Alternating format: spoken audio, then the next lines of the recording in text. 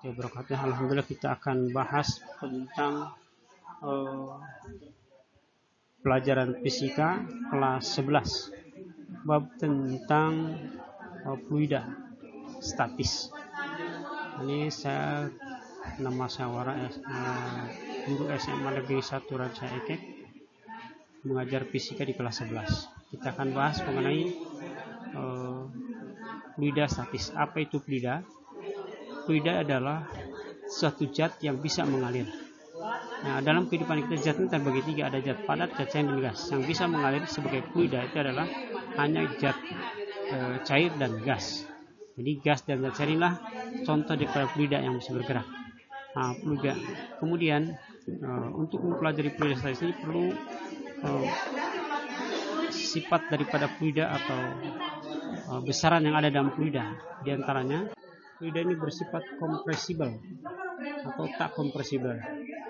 Jadi ada sifat kompresibel dan tidak kompresibel. Yang kedua yang perlu kita bahas adalah massa jenis daripada fluida. Massa jenis fluida ini dirumuskan dengan rho sama dengan m per v. Ada beberapa jenis daripada fluida yang massa jenisnya berbeda-beda. Di sini ada tabel yang perlu dipahami, perlu dibaca. Kemudian yang ketiga ada namanya viskositas. Ini apa itu viskositas? Disebut juga sebagai kekentalan. Jadi sifat kental ada suatu zat itu viskositas.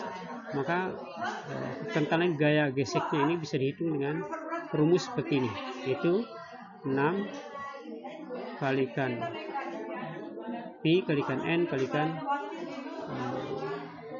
P kalikan R. Nah, ini rumusnya ini untuk menentukan daripada gaya kekentalan, gaya gesek ini. Yang keempat ini ada berat jenis suatu. Berat jenis hampir mirip dengan massa jenis. Nah, berat jenis ini adalah berat dikali volume atau bisa jadi rho kalikan G.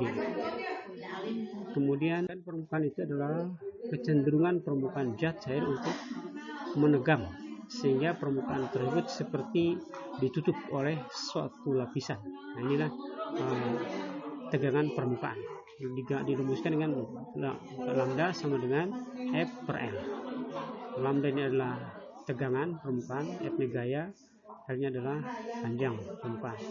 Kemudian yang keenam ini adalah kapilaritas. Apa itu kapilaritas? Itu peristiwa naik turunnya zat cair dalam pipa kecil. Nah, seperti gambarkan di sini. Kenapa di sini kalau air itu dalam pipa ini naik dan ini bentuknya seperti cekung. Berbeda dengan pada raksa. Kalau raksa ini ada turun dan ini kecembung. Ini ada kaitannya dengan sifat daripada zat cair. Ada gaya tarik antara zat cair dan gaya tarik antara zat cair dengan pipa tadi maka ini kalau seperti ini jarak gaya tarik menarik antara air dengan pipa ini lebih besar daripada gaya tarik menarik antara air dengan air. Kalau yang ini berbeda. Ini gaya tarik menarik antara molekul air dengan molekul air ini lebih besar daripada gaya tarik molekul air dengan pipa ini.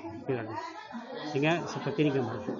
Nah, untuk menentukan daripada berapa ketinggian H ini, maka dirumuskan oleh persamaan H sama dengan 2 gamma cos theta per rho GR. Ini adalah rumus untuk menentukan daripada kapilaritas. Ini untuk selanjutnya setelah membahas contoh-contoh soal dilihat saja di dalam tabel atau dalam buku. Ada yang perlu dipahami juga adalah hukum utama daripada hidrostatis. Hukum utama dari hidrostatis ini, tekanan di satu pipa ini ada sama, tekanan di lubang ini dengan lubang kedua ini sama.